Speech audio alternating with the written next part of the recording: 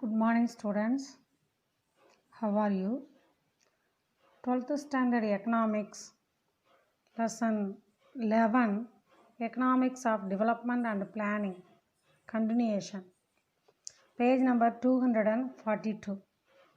Non-economic factors, அதாவது பொருளாதாரம் சாராத காரணிகள். Economic development has much to do with human endowments, social attitudes, political conditions and historical accidents. These are all the things are non-economic factors. That is human endowments, social attitudes, political conditions and historical accidents. Human endowments means human resources ன்னு சொல்கிறது. Social attitudesனால் சமூகத்தில் நடக்கக்கூடிய நடவடிக்கைகள். Political conditions அரசியல் காரணங்களும் இதுக்கு உண்டு. Historical accidents அதாவது வரலாற்றில் ஏதாவது ஒரு நிகழ்வுகள் நடந்ததுன்னா அதுவும் நான் எக்கனாமிக் ஃபேக்டர்ஸாக இருக்கும். Capital is a necessary but not a sufficient condition of progress. அதாவது வளர்ச்சி அடைவதற்கு மூலதனம் அவசியம், ஆனால் மூலதனம் மட்டுமே பத்தாது அப்படின்னு ரக்னர் நர்கிஸ் அப்படிங்கிறவர் சொல்கிறார். இப்போ ஃபஸ்ட்டு பாயிண்ட் நான் எக்கனாமிக் ஃபேக்டர்ஸில் ஃபஸ்ட்டு பாயிண்ட் ஹியூமன் ரிசோர்ஸஸ், மனித வளங்கள். Human resources is named as human capital because of its power to increase productivity and thereby national income. அதாவது ப்ரொடக்டிவிட்டியை இன்க்ரீஸ் பண்ணி அதனால் நேஷனல் இன்கம் வருவதற்கு ஹியூமன் ரிசோர்ஸஸ் ரொம்ப முக்கியம். There is a circular relationship between human development and economic growth. அதாவது human டெவலப்மெண்ட்டுக்கும் economic க்ரோத்துக்கும் நல்ல ஒரு relationship இருக்கணும். A healthy, educated and skilled labor force is the most important productive asset. அதாவது உற்பத்திக்கு நல்ல ஒரு படித்தவங்க திறமையானவங்க தேவைப்படுகிறது. Human capital formation is the process of increasing knowledge, skills and the productive capacity of people. அதாவது ஹியூமன் கேபிட்டல் ஃபார்மேஷன் அப்படின்னா என்ன? அவங்களுடைய நாலேஜை இன்க்ரீஸ் பண்ணிக்கிறணும், ஸ்கில்ஸ் திறமைகளை இன்க்ரீஸ் பண்ணிக்கிறணும். அப்போ தான் என்ன ஆகும்னா ப்ரொடக்டிவ் கெப்பாசிட்டி அதிகரிக்கும்.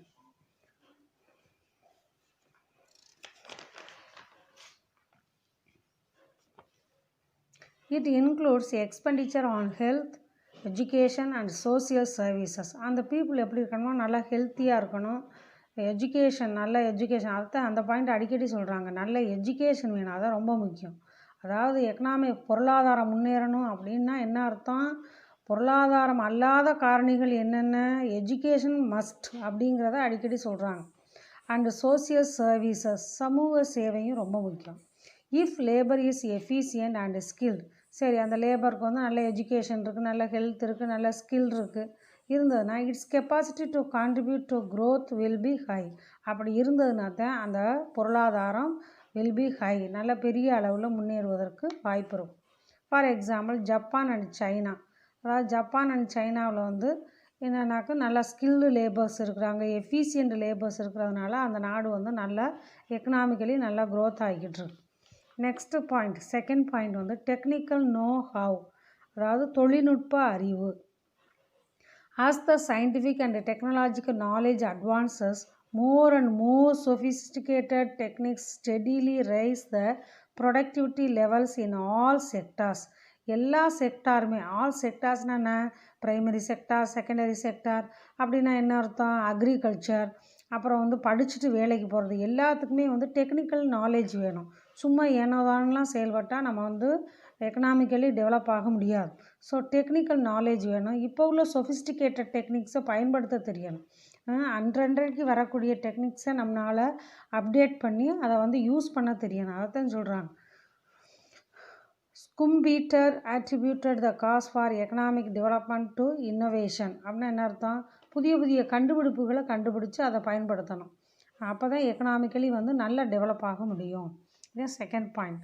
தேர்ட் பாயிண்ட் பொலிட்டிக்கல் ஃப்ரீடம், அரசியல் சுதந்திரம். The process of development is linked with political freedom இருக்குது. அதாவது பொலிட்டிக்கல் ஃப்ரீடம் வேணும் எக்கனாமிக்கலி டெவலப் ஆகணும்னா. Dadabhai Naoroji explained in his classic work Dadabhai Naoroji அவருடைய புக்கில் poverty and British rule in India அப்படின்னு ஒரு புக்கில் எக்ஸ்பிளைன் பண்ணியிருக்கிறார். that the drain of wealth from India under the British rule was the major cause of the increase in poverty in India. அதாவது நம்ம நாட்டில் வந்து அந்த தாதாபாய் நவ்ரோஜி அவருடைய book poverty and un-British rule in India அந்த புக்கில் என்ன எழுதியிருக்கிறாருன்னா, நம்ம நாட்டோட வெல்த்தெல்லாம் இல்லாமல் போகிறதுக்கு என்ன காரணம்னா, பிரிட்டிஷ் ரூல் அப்போ நம்ம நாட்டில் இருந்து எல்லா வெல்த்தையும் அள்ளிட்டு போயிட்டாங்க. அப்போவே வந்து நம்ம நாட்டில் பாவர்ட்டி வந்து இன்க்ரீஸ் ஆயிடுச்சு. இப்போ என்ன அர்த்தம்னா, இந்த மாதிரியான அரசியல் பொலிட்டிக்கல் இருக்கக்கூடாது அப்படிங்கிறத மென்ஷன் பண்ணுறாரு. இப்போ வாட் இஸ் ஹியூமன் ரிசோர்ஸ் அப்படின்னா, அந்த ஹியூமன் ரிசோர்ஸ் இருக்கு இல்லையா, ஃபஸ்ட்டு பாயிண்ட் அதுதான் அதுக்குரிய answer. Human resource first point இருக்கு இல்லையா, அதான் answer. Second point, second question என்னது, எக்ஸ்பிளைன் டெக்னிக்கல் நோ ஹவ். அது வந்து செகண்ட் பாயிண்ட் இருக்குல்ல, எக்ஸ்பிளைன் டெக்னிக்கல் நோ ஹவ். இது இந்த பாயிண்ட்டை அப்படியே நம்ம மார்க் பண்ணிக்கிறோம். ஓகே, நெக்ஸ்ட் பாருங்கள், ஃபோர்த்து பாயிண்ட் வந்து சோசியல் ஆர்கனைசேஷன். இப்போ 3 பாயிண்ட்ஸ் நான் எக்கனாமிக் ஃபேக்டர்ஸில் 3 ஃபேக்டர்ஸ் படிச்சிருக்கோம். இப்போ வந்து fourth factor social organisation. People show interest in the development activity only when they feel that the fruits of development will be fairly distributed. அதாவது இது வந்து சமூக அமைப்பு. சமூக அமைப்பு எப்படி இருக்கணும்னா, பீப்புளுக்கு வந்து உண்மையிலுமே இன்ட்ரெஸ்ட் வேணும், நம்ம டெவலப் ஆகணும், அதனுடைய கனியை நம்ம வந்து சுவைச்சிருக்கணும், ஃபீல் பண்ணியிருக்கணும். அப்போ தான் வந்து உண்மையிலுமே நம்மளுக்கு அந்த ஆர்வம் வரும். என்னத்தை அப்படின்னு ஏனோ தானெலாம் இருக்கக்கூடாது. Mass participation in development programmes is a precondition for accelerating the development process. அதாவது டெவலப்மெண்ட் ப்ராசஸில் வந்து ப்ரீ கண்டிஷனுக்கு முன்னாடி சில இதெல்லாம் இருக்குது. நம்ம வந்து நல்லா படிக்கணும், நான் இப்படி இருந்தால் தான் படிப்பேன், இப்படி இருந்தால் தான் வேலை செய்வேன் அப்படிலாம் இல்லாமல் நம்ம என்ன செய்யணும்னா, உண்மையிலுமே டெவலப் ஆகிறதுக்கு மாஸ் பார்ட்டிசிபேஷன் எல்லாம் முடிஞ்ச அளவுக்கு 24 மணி நேரமும் ஒர்க் பண்ண முடியும்னாலும் ஒர்க் பண்ணணும். அந்த அளவுக்கு நம்மளுடைய பார்ட்டிசிபேஷன் இருந்ததுன்னா எக்கனாமிக்கலி ஈஸியாக நம்ம வந்து டெவலப் ஆக முடியும். whenever the defective social organization allows some groups to appropriate the benefits of growth. அதாவது நம்ம வந்து சில டிஃபெக்டிவ் என்னத்தை இப்படி பார்ட்டிசிபேட் பண்ணோம், நம்மளுக்கு வந்து இத்தனை மணி நேரம் தான் வந்து ஒர்க் பண்ணுவோம், இத்தனை மணி நேரம் நம்ம ரெஸ்ட் எடுக்கணும், அப்படிலாம் நம்ம கண்டிஷன் போட்டுக்கிட்டு இருந்தோம்னா அதனுடைய பெனிஃபிட் வந்து வேறு யாருக்கோ போயிடும். சரியா? Majority of the poor people do not participate in the process of development. அதாவது புவர் பீப்புள் வந்து இந்த டெவலப்மெண்ட் ஆகிறதுக்கு வந்து பார்ட்டிசிபேட் பண்ணுறதில்ல. ஏன்னா அவங்களுக்கு அன்றாடம் சாப்பாடு கிடைச்சாலே போதும், அன்னன்னைக்கு வேலைக்கு போவாங்க, அன்றைக்கி வாங்குகிற காசை அன்றைக்கே வாங்கி சாப்பிட்டு முடிச்சுருவாங்க. அப்படி இருக்கக்கூடாது. அதை எப்படி நம்ம டெவலப் ஆகணும், எப்படி ஒர்க் பண்ணணும் அப்படிங்கிறது அவங்களுக்கு அந்த புவர் பீப்புளுக்கு தெரியும். அதைத்தான் என்ன சொல்கிறாங்கன்னா, this is called crony capitalism. அதாவது டெவலப் ஆகிறதில் பார்ட்டிசிபேட் பண்ணாமல் இருந்தால் எப்படி எக்கனாமிக்கலி டெவலப் ஆக முடியும்? இப்படிப்பட்ட கேபிட்டலிசம் தேவையில்லை, அதுதான் சொல்கிறாங்க. இப்போ என்ன இன்னொன்று இந்த அமைப்புக்கு தான் என்ன சொல்கிறாங்கன்னா க்ரோனி கேபிட்டலிசம் சொல்கிறோம். Okay, social organisation was also called, அதாவது இந்த புவர் பீப்புள் ஃபாலோ பண்ணக்கூடிய சோசியல் ஆர்கனைசேஷன் என்ன சொல்கிறாங்க, க்ரோனி கேபிட்டலிசம்.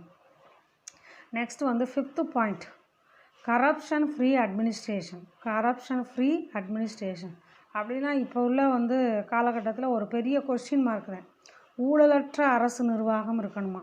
ஏன்னா நம்ம வந்து எக்கனாமிக்கலி டெவலப் ஆகணும் அப்படின்னா அது எப்படி மிஸ் வரும்? நம்ம லஞ்சம் வாங்காமல் இருந்தோம்னா நிச்சயமாக அது வந்து நம்ம நேர்மையான வழியில் படித்து நேர்மையாக எக்ஸாம் எழுதணும்.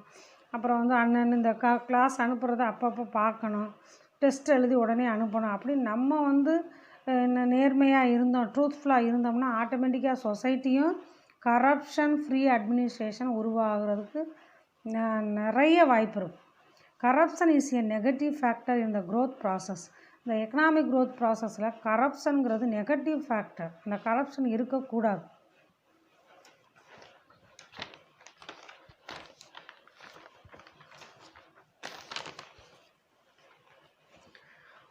unless the countries root out the corruption in their administrative system.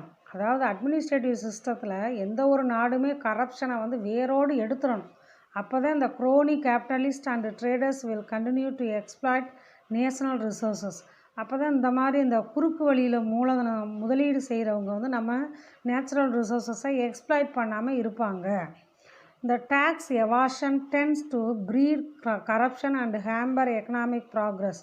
அதாவது வரி ஏய்ப்பவர்கள் இன்றைக்கி அதிகமாக இருக்கிறாங்க. அப்படி இருந்தாலும் நம்ம வந்து எக்கனாமிக்கலி டெவலப் ஆக முடியாது. நம்ம டெய்லி பேப்பரில் படிக்கிறோம் பெரிய பெரிய தொழில் நிறுவனங்கள்லாம் வந்து வரி ஏய்ப்பு செய்கிறாங்க. டேக்ஸ் எவாஷன், கணக்கில் வராத கோடிக்கணக்கான பணங்கள்லாம் வந்து கண்டுபிடிக்கப்பட்டுள்ளது அப்படின்னு ரீசெண்டாக நியூஸ்லாம் வருது. இந்த டேக்ஸ் எவாஷன் நிறையா. அப்போ நம்ம வந்து என்ன செய்யணும், நேர்மையாக இருக்கணும், கவர்மெண்ட்டுக்கு டேக்ஸ் கட்டணும். இந்த மாதிரிலாம் இருந்தால் தான் எக்கனாமிக்கலி நம்ம டெவலப் ஆக முடியும். Evaluation. Write a short note about corruption free அட்மினிஸ்ட்ரேஷன்னா இந்த ஆன்சர் தான் கரப்ஷன் ஃப்ரீ அட்மினிஸ்ட்ரேஷனில் வரக்கூடிய answer. Next 6th point, desire for development. Desire for development அப்படின்னா முன்னேற்றம் அடைவதற்கான விருப்பம் இருக்கணும். டிசைர் ஃபார் டெவலப்மெண்ட்னா என்ன அர்த்தம்? ரைட் த மீனிங், முன்னேற்றம் அடைவதற்கான விருப்பம். முன்னேற்றம் அடைவதற்கான விருப்பம். The pace of economic growth in any country depends to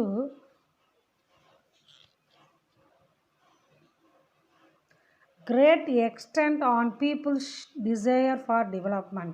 அதாவது எக்கனாமிக்கலி நம்ம டெவலப் ஆகணும் அப்படின்னா நம்ம அந்த கண்ட்ரி எப்படி என்ன டிபெண்ட் பண்ணியிருக்கணுமா, பெரிய அளவில் நம்மளுக்கு விருப்பம் இருக்கணும். எக்கனாமிக்கலி நம்ம டெவலப் ஆகணும், நம்ம ஃபேமிலி டெவலப் ஆகணும்னா நமக்கு வந்து விருப்பம் இருக்கணும். நல்லா படிக்கணும், நல்லா டெவலப் ஆகணும், நல்ல வேலைக்கு போகணும் அப்படிங்கிற ஒரு இன்ட்ரெஸ்ட் இருக்கணும். அதைத்தான் சொல்கிறாங்க. If in some country the level of consciousness is low. அதாவது சில நாடுகளில் வந்து அந்த கான்சியஸ் வந்து ரொம்ப லோவாக இருக்கும். அதனால் அந்த general mass of people has accepted poverty as its fair. நம்ம தலைவிதி, நம்ம இப்படி ஏழையாகத்தான் இருக்கணும் அப்படின்னு என்ன நினைக்கிறாங்க, அவங்களுக்கு கான்சியஸ்னஸ் இல்லாததுனால அந்த மாதிரி நினைக்கிறாங்க, லோ கான்சியஸாக இருக்கிறதுனால. இது அப்படி இருக்கக்கூடாது. Then there will be little scope for development. கொஞ்சோண்டு தான் அவங்களுக்கு வந்து அந்த டெவலப் ஆகணும் அப்படிங்கிற விருப்பம் இருக்கும். அப்படி இருக்கக்கூடாது. நல்ல விருப்பம், நிறைய ஆசை இருக்கணும், நம்ம வந்து டெவலப் ஆகணும் அப்படின்னு சொல்லி இருந்தால் தான் எக்கனாமிக்கலி நம்ம டெவலப் ஆக முடியும். வாட் ஆர் த நான் எக்கனாமிக் ஃபேக்டர்ஸ் டிட்டர்மினிங் டெவலப்மெண்ட் அப்படின்னா இந்த பாயிண்ட்ஸ் எல்லாம் எழுதணும். 6 பாயிண்ட்ஸ் மட்டும் இல்லை, இன்னமும் இருக்குது. 7th பாயிண்ட் பாருங்கள். 7th point, moral, ethical and social values அப்படின்னா என்ன? ரைட் த மீனிங், நீதி போதனை, அறநெறி மற்றும் சமூக மதிப்புகள். நீதி போதனை, அறநெறி மற்றும் சமூக மதிப்புகள். These determine the efficiency of the market according to Douglas C. North. அதாவது நார்த் சைடு டக்ளஸ் சின்னு ஒருத்தர் சொல்கிறார். என்ன சொல்கிறார் அப்படின்னா, எஃபிஷியன்சி ஆஃப் த மார்க்கெட், சந்தை வந்து திறமையான முறையில் செயல்படணுமா. If the people are not honest market cannot function. People வந்து உண்மையாக இருந்தால் தான் மார்க்கெட் வந்து செயல்பட முடியும் அப்படின்னு யார் சொல்கிறது? சி டக்ளஸ் அப்படிங்கிறவர் சொல்கிறார். இது வந்து ஒன் வேர்டில் வரும். Underline that sentence also. Next பாருங்கள். 8th point, casino capitalism. ஒரு இடத்துல குரோனி கேபிட்டலிசம்னு படித்தோம், இங்கே வந்து கேஷினோ. குரோனி வேறு, கேஷினோ வேறு. நல்ல மீனிங் புரிஞ்சு வச்சுக்கோங்க. கேஷினோ கேபிட்டலிசம் அப்படின்னா சூதாட்ட முதலாளித்துவம். If people spend larger portion of their income and time on entertainment, liquor and other illegal activities. அதாவது if the people, இப்போ நம்ம வந்து நிறைய பணத்தை, larger portion of their income, நம்மளுடைய வருமானத்தை என்டர்டைன்மெண்ட், லிக்யூர் ட்ரிங்க்ஸ் அடிக்கிறதுக்கு, இல்லீகல் ஆக்டிவிட்டீஸுக்கு, அப்புறம் வந்து productive activities,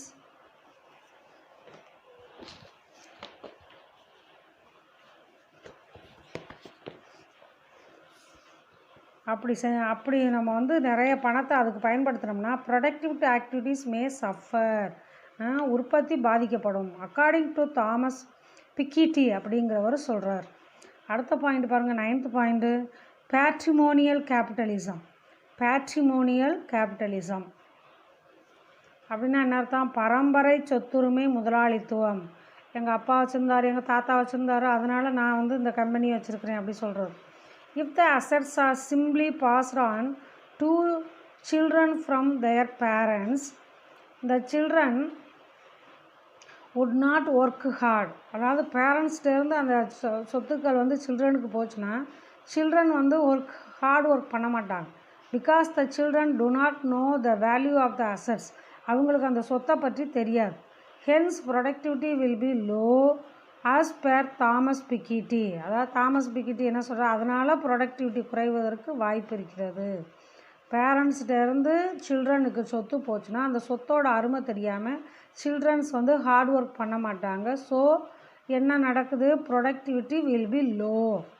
okay, these are the things are non economic factors. இப்போ அடுத்தது என்ன பார்க்க போகிறோம் அப்படின்னா vicious circle of poverty. Vicious circle of பாவர்ட்டின்னா என்ன அர்த்தம், வறுமையின் நச்சு சுழற்சி. வறுமையின் நச்சு சுழற்சியாம். வறுமை எப்படியெல்லாம் சுற்றிட்டு வருதுன்னு சொல்கிறாங்க. இந்த vicious circle of poverty. Low per capita income. Low per capita இன்கம்னா தனிநபர் வருமானம் குறைவாக இருக்கிறது.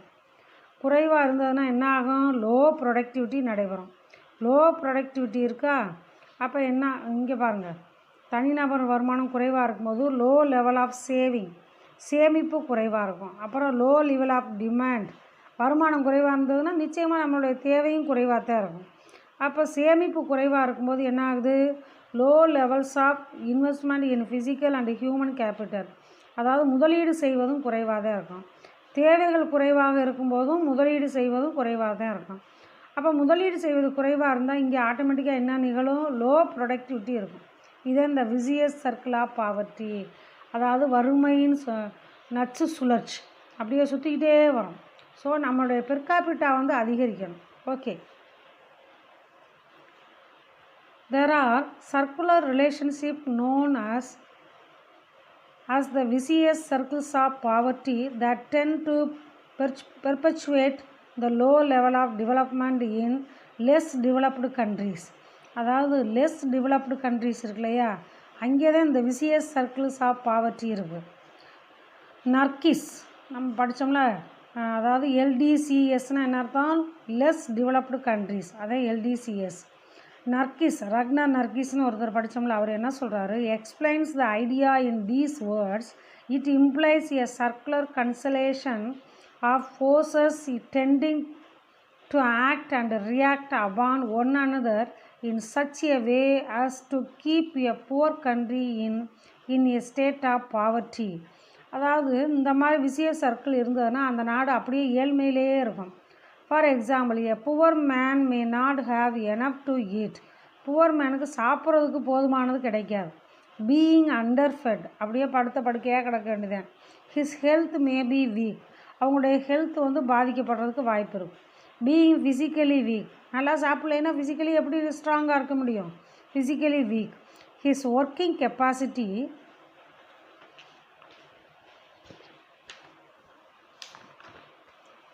Is low. அதாவது நல்லா சாப்பிட்லைன்னா ஆட்டோமேட்டிக்காக ஒர்க்கிங் கெப்பாசிட்டியும் லோவாக இருக்கும். Which means that he is poor. அப்போ என்ன அர்த்தம், அவன் வந்து ஏழையாக இருக்கிறான். Which in turn means that he will not have enough to eat and so on. So அவனால் சாப்பிட்றதுக்கு போதுமானது இல்லை, அப்படியே அது தொடர்ந்துக்கிட்டே இருக்கும். A situation of this sort relating to a country as a whole can be summed up in the proportion. அப்போ அந்த நாடு முழுவதும் அதே கண்டிஷனில் தான் இருக்கும். A country is poor because the country is poor. என்ன கொடுத்துருக்கு, the country is poor. அந்த நாடு ஏழையாக இருக்குது, அதனால் அங்கே உள்ளவங்களும் அப்படியே ஏழையாகவே இருக்கிறாங்க. இந்த vicious circle of poverty operates both on the demand side and the supply side. அதாவது இந்த விசியஸ் சர்க்கிள் ஆஃப் பாவர்ட்டி இருக்கு இல்லையா, இது என்னன்னாக்கா டிமாண்ட் சைடும் இருக்குது, சப்ளை சைடும் இருக்குது. அப்போ என்னது, டிமாண்ட் குறைவாக இருந்தால் ஆட்டோமேட்டிக்காக சப்ளையும் குறைவாக தானே இருக்கும். ஆன் த சப்ளை சைடு இந்த low level of real income means low saving. அதாவது சப்ளை சைடு என்ன செய்கிறாங்க, அவங்களுக்கு வந்து இன்கம் குறைவாக இருக்கும். இப்போ இன்கம் குறைவாக இருக்கும்போது ஆட்டோமேட்டிக்காக லோ சேவிங். இந்த லோ லெவல் ஆஃப் சேவிங்ஸ் இருக்கிறதுனால லீட்ஸ் டு லோ இன்வெஸ்ட்மெண்ட். அங்கே இன்வெஸ்ட்மெண்ட்டும் மிக குறைவாக தான் இருக்கும். And due deficiency of capital, அப்போ முதலீடு செய்வது குறைபாடு ஏற்படும். இந்த deficiency of capital in turn leads to low levels of productivity. So அங்கே ஆட்டோமேட்டிக்காக ப்ரொடக்டிவிட்டியும் குறையும். And back to low income. அப்போ அப்படி என்ன ஆகும், இன்கம் குறையும். Thus the vicious circle is complete from the supply side. So கம்ப்ளீட்டாக வந்து சப்ளை சைடும் வந்து பாதிக்குது. அப்போ டிமாண்ட் சைடும் பாதிக்குது, சப்ளை சைடும் பாதிக்குது. இதே vicious circle is complete. The demand side of the vicious circle is that the low level of real income. இப்போ டிமாண்ட் சைடு என்ன சொல்கிறாங்க பாருங்கள், லோ லெவல் ஆஃப் இன்கம் இருந்ததுன்னா அவங்க என்ன செய்வாங்க, leads to low level of demand, அவங்களுடைய தேவைகளையும் குறைச்சிக்குருவாங்க. which in turn leads to a low rate of investment. So அப்போ வந்து முதலீடு செய்வதும் குறைவாக இருக்கும். And hence back to deficiency of capital. அப்போ அந்த மாதிரி முதலீடு செய்வதில் குறைபாடு இருக்கும்போது low productivity and low income, productivity குறையும், இன்கமும் குறையும். மாற்றி மாற்றி அப்படியே நடந்துகிட்ருக்கு. அதே விசியஸ் சர்க்கிள் ஆஃப் பாவர்ட்டி அப்படின்னு சொல்கிறோம். ஓகே, நெக்ஸ்ட்டு பாருங்கள். இப்போ இந்த கேட்டகரியில் நம்ம எந்த கேட்டகரியில் இருக்கணும்னு பார்க்கணும். அப்போ ஃபஸ்ட்டு என்ன செய்யணும், நம்மளுடைய இன்கம்மை அதிகரிக்கிறதுக்கு நம்ம என்ன செய்யணும், பேரண்ட்ஸ் நல்லா படித்து வேலை பார்த்து நிறைய சம்பாரித்து வச்சுருக்காங்க, அவங்கள விட நம்ம படித்து நம்ம வேலை பார்த்து நிறைய சம்பாதிக்கிறோமா, நம்மளுடைய லிவிங் ஸ்டாண்டர்ட் வந்து நல்ல வந்து இம்ப்ரூவ் ஆகுமா அப்படிங்கிறத கவனிக்கணும். ஓகே, நெக்ஸ்ட்டு பாருங்கள், breaking the vicious circle of poverty. அப்போ அதை வந்து பிரேக் பண்ணணும். என்ன செய்யணும், வறுமையின் நச்சு சுழற்சியை உடைத்தல், அதை பிரேக் பண்ணணும். விசியஸ் சர்க்கிள் ஆஃப் பாவர்ட்டியை உடைக்கணும்னு என்ன செய்யணும், நான் என்ன சொன்னேன், real income, real per capita இன்கம்ங்க அதிகரிக்கணும்னு சொன்னேன். இந்த vicious circle of poverty is associated with low rate of saving and investment on the supply side. அதாவது சேவிங் குறையும் போது ஆட்டோமேட்டிக்காக சப்ளை சைடு வந்து இன்வெஸ்ட்மெண்ட்டு குறையுது. இந்த யூடிசிஸ்னால் என்ன சொன்னால், அண்டர் டெவலப்டு கண்ட்ரீஸ், இந்த rate of investment and capital formation can be stepped up without reduction in consumption. அப்போ அந்த நாடுகள் என்ன செய்யுதுனாக்கா, கன்சம்ஷனை குறைக்காமல் இன்வெஸ்ட்மெண்ட்டுக்கு அதிகமாக செய்கிறாங்க. For this the marginal rate of savings is to be greater than average rate of savings. அப்போ என்ன ஆகுது, அவங்களுடைய சேவிங்ஸை அதிகப்படுத்துகிறாங்க. To break the vicious circle on the demand side, Nurkse suggested the strategy of balanced growth. அப்போ Nurkse என்ன சொல்கிறாரு, அங்கே வந்து பேலன்ஸ்டு க்ரோத் இருக்கணும், அதுக்கு ஒரு நிலையான தன்மையை கொண்டு வரணும், அப்போ தான் நம்ம இதை பிரேக் பண்ண முடியும், விசியஸ் சர்க்கிளை பிரேக் பண்ண முடியும். If investment is made in several industries, நிறைய இண்டஸ்ட்ரீஸில் முதலீடு செய்தோம்னா, சைமல்டேனியஸ்லி இந்த workers employed in various industries, இப்போ நிறைய ஒர்க்கர்ஸ் வந்து வேரியஸ் இண்டஸ்ட்ரியில் போய் ஒர்க் பண்ணுவாங்க, will become consumers to each other's products and will create demand for one another. இப்போ ஆட்டோமேட்டிக்காக என்ன ஆகும், ப்ராடக்ட் அதிகமாகும், ஸோ அவங்களுடைய டிமாண்டும் அதிகமாகிடும். இந்த balanced growth that is simultaneous investment in large number of industries creates mutual demand. அதாவது இன்வெஸ்ட்மெண்ட் சைமல்டேனியஸாக நடந்துக்கிட்டே இருக்கும்போது என்ன ஆகுது, அவங்களுடைய தேவையை அதிகப்படுத்திக்கிட்டே இருக்கும், உருவாக்கிக்கிட்டே இருக்கும்.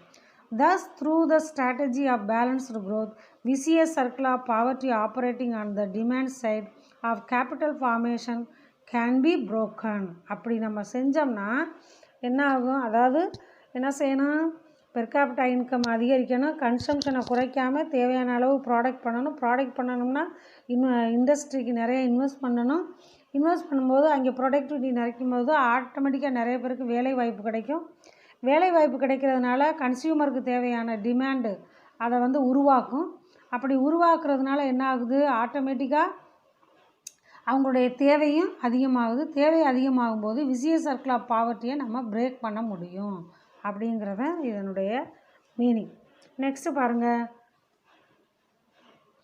பிளானிங், திட்டமிடல். Meaning, planning is a technique, a mean to an end being the realization of certain predetermined and well-defined aims and objectives laid down by a central planning authority. அதாவது சென்ட்ரல் பிளானிங் அத்தாரிட்டின்னு ஒரு அமைப்பு இருக்கும், அவங்க தான் இந்த planning techniques எல்லாம் கொண்டு வருவாங்க.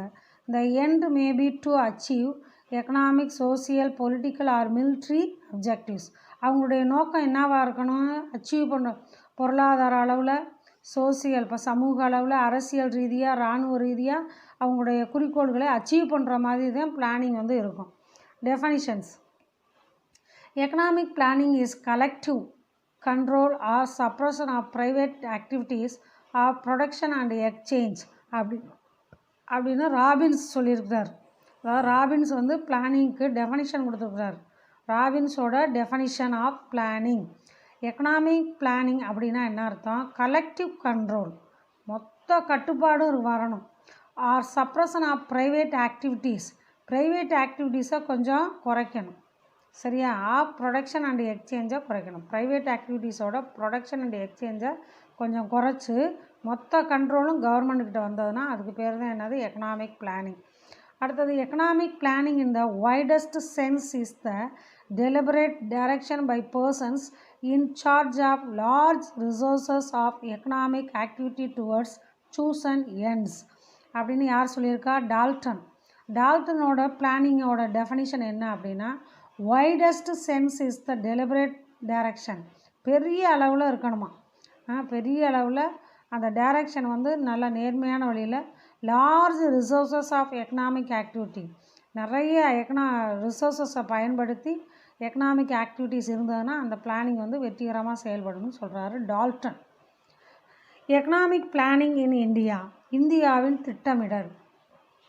Consist of economic decisions schemes formed to meet certain predetermined economic objectives.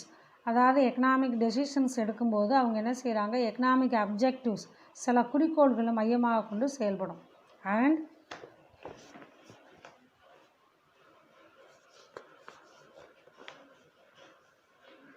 and a road map of directions to achieve specific goals within specific period of time. அதாவது குறிப்பிட்ட காலகட்டத்துக்குள்ளே இது செயல்படுறதுக்கு பிளான் பண்ணுவாங்க. இந்த current thinking of economic planning is fairly new. அது வந்து புதுசாக இருக்கணும், ஏற்கனவே உள்ள திட்டமாக இருக்கக்கூடாது. Somewhat rooted in Marxist socialism, சில நேரத்தில் வந்து மார்க்சிஸ்ட் சோசியலிசம் மாதிரி இருக்கும்.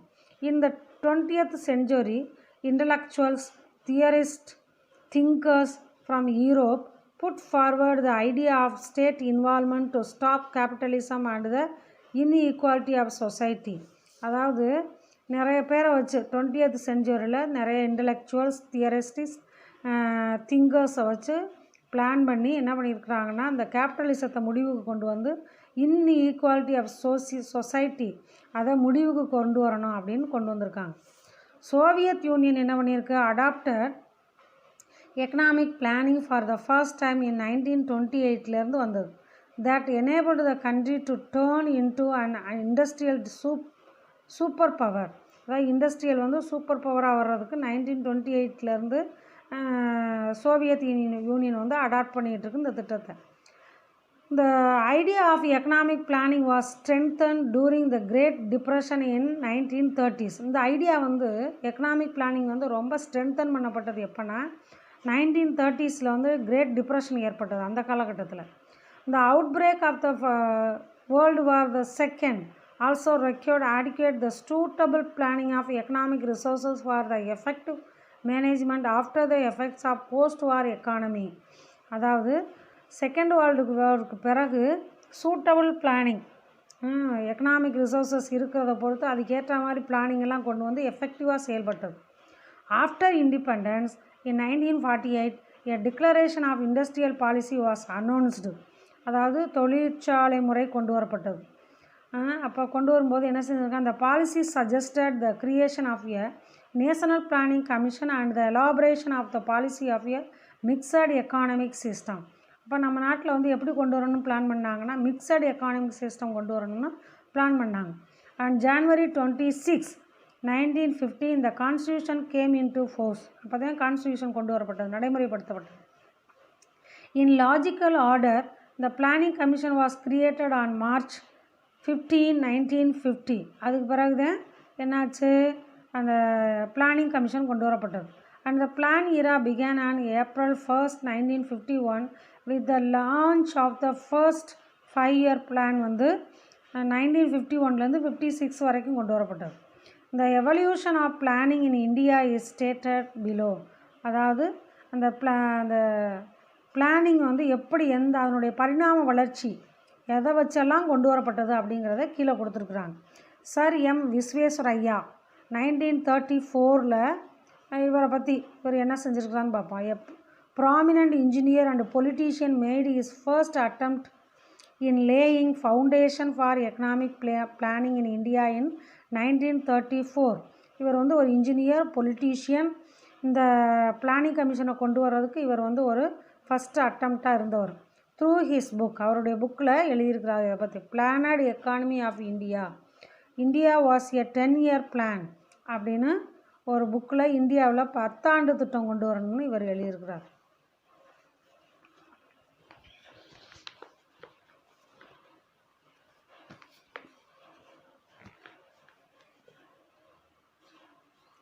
Jawaharlal Nehru 1938 set up national planning commission அப்படின்னு ஒன்று ஏற்படுத்தினார். By a committee, but due to the changes in the political era and second world war it did not materialise.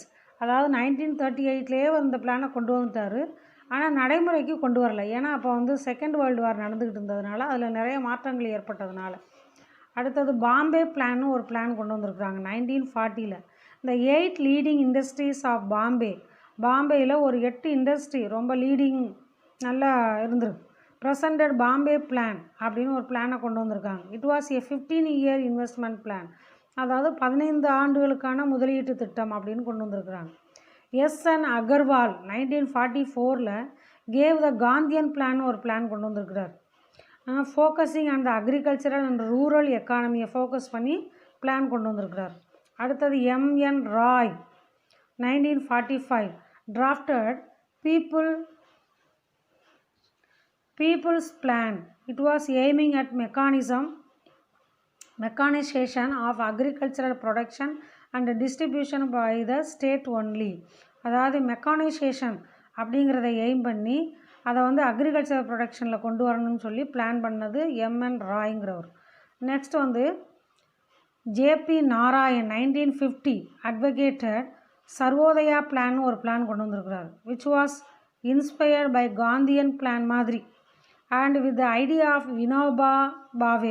Vinoba பாவேவுடைய ஐடியாலஜியை வச்சு அந்த பிளான் கொண்டு வரப்பட்டது. It gave importance not only for அக்ரிகல்ச்சருக்கு மட்டும் இம்பார்ட்டன்ஸ் கொடுக்காம but encouraged small and cottage industries in the plan, அதுக்கும் வந்து இம்பார்ட்டன்ஸ் கொடுத்துருக்குறார். After considering all the plans, இந்த பிளான்ஸை பூரா கன்சிடர் பண்ண பிறகு இந்த same year planning commission was set up for formulate 5-year plan in India by Jawaharlal Nehru கொண்டு வந்தார். சரியா, 5-year பிளானாக இந்த பிளானெல்லாம் கன்சிடர் பண்ணி 5 ஆண்டு திட்டமாக கொண்டு வந்திருக்கிறார். He was the first chairman of planning commission government of India. இவர் தான் இந்த பிளானிங் கமிஷனுக்கு சேர்மனாக இருந்து செயல்பட்டுருக்கிறார். Who was the first chairman of planning commission அப்படின்னு கேட்டால் Jawaharlal Nehru. Okay, thank you students.